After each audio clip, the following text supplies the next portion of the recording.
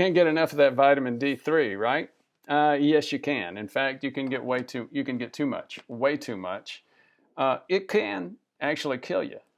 Usually, it's caught before it's a really big deal. Usually, if there is damage, it's a short-term damage to kidney function. You see, vitamin D3 actually acts like a hormone in terms of helping the kidneys manage calcium. Julie has had an episode, and it's like every other episode that you see or read about in the science. It was a little bit overzealous supplementation. This one associated with some miscommunication. So, but let's let Julie tell the story. So, Julie, thanks again for offering to share your story with others. You know, there's a lot of focus and a lot of emotion around vitamin D3 and its impact on health. It's been found, what was it, 5 years ago, between 5 and 10 years ago, more and more discoveries came out to indicate that vitamin D3 was usually underutilized. It was actually discovered almost maybe a little over a century ago, and we found out that people that had deficiency they had rickets, they had bone problems. We had no idea, though, until just the past 5 to 10 years that it has an impact in terms of diabetes, mental health, tons and tons of other hormonal health, tons of issues. In fact, sometimes I think the pendulum may have swung, and sometimes maybe too far. You saw somebody and started getting some updates on and some supplementation on D3 and ended up with a very high level. Again, I appreciate you sharing that. You want to tell us a little bit about what happened? Yeah, well, I discovered that I had Still's disease, which is an autoinflammatory disease, back in 2017, and have really spent the last 2 years trying to find answers, as I'm sure a lot of your patients do. You try and find the cause for why you might be sick. And so that led down the path of trying to find a provider that would actually work with me and become creative and not just treat the symptoms, but more find the cause. And so I ended up looking to almost, a lot of different providers, but one of them finally was a DO, and that DO ran a full breadth of tests that found that my D3 levels were low. And so she had, she was out of town, and I met with her once out of town, and then she did everything else online, and she sent back that I needed to start taking D3, and she said I needed to take 50,000 IU, and so I went in and I filled it, and I was kind of coming up with my supplementations, and I just started taking it, and it found out that that was extremely dangerous levels for me once I started working with you. Just a quick comment. I didn't know that the provider was a DO. I've worked with a lot of DOs and great docs. There's been just like everything else, there's been a lot of professional back and forth between MDs or allopathic docs like I am and DOs like you mentioned. But especially over the past 20 to 50 years, it's the medical training and background tends to be very, very similar. I think the question here is more of an idiosyncratic or an individual issue. And I think part of the question is how much of it was just maybe the wrong prescription and how much of it was a misinterpretation. If you look at vitamin D3 overuse or toxicity, every episode I've ever seen was from supplementation. Sometimes from the individual, sometimes from the provider, and sometimes from a miscommunication between the two.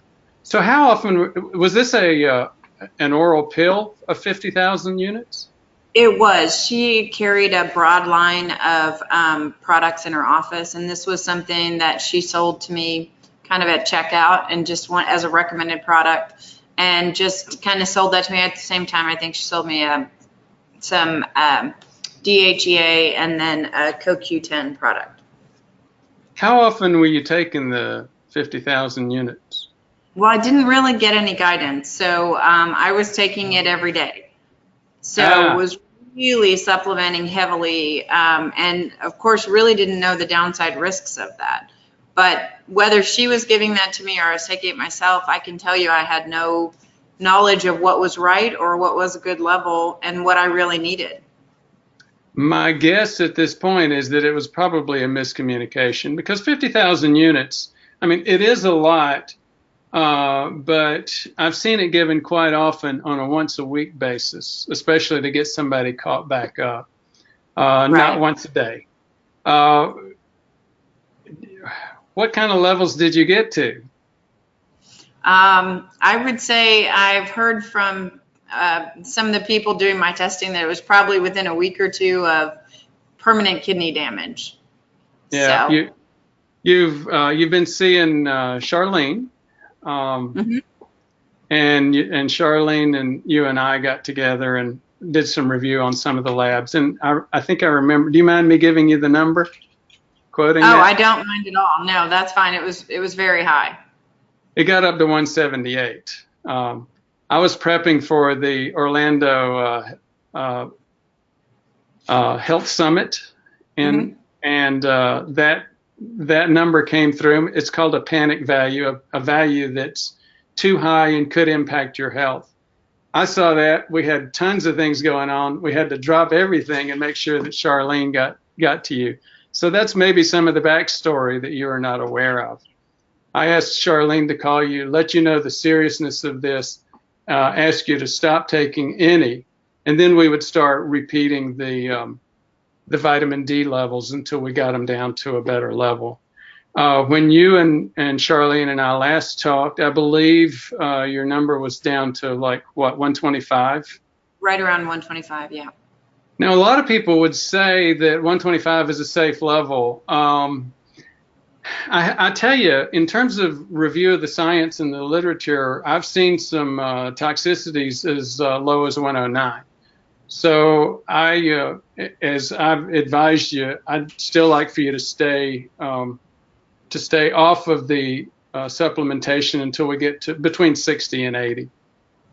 So once we get to that level, is that a test that you recommend that people do, or that I have her run for me fairly often? Yeah, well, or is it a level you think we can maintain just using a normal supplementation level? I have not run into. Here's what I end up doing with most patients. Vitamin D3 is clearly one of the supplements that I use. One of my top 5 go-to supplements. The vast majority of people do great on 5,000 international units a day. They don't get into trouble. But they are able to usually get to an appropriate level. Again, the level that I recommend is between 60 and 80. Now, so we will probably target that in terms of an expectation. But I'll also tell you this: there's significant variation. People say, well, it's very much associated with sunshine.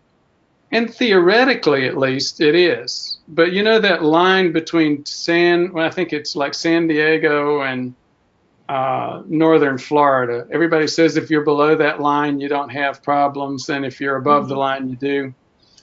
Not true. Totally not true at all. They also say, again, about the sunshine. If you get plenty of sunshine, you're going to have plenty of that.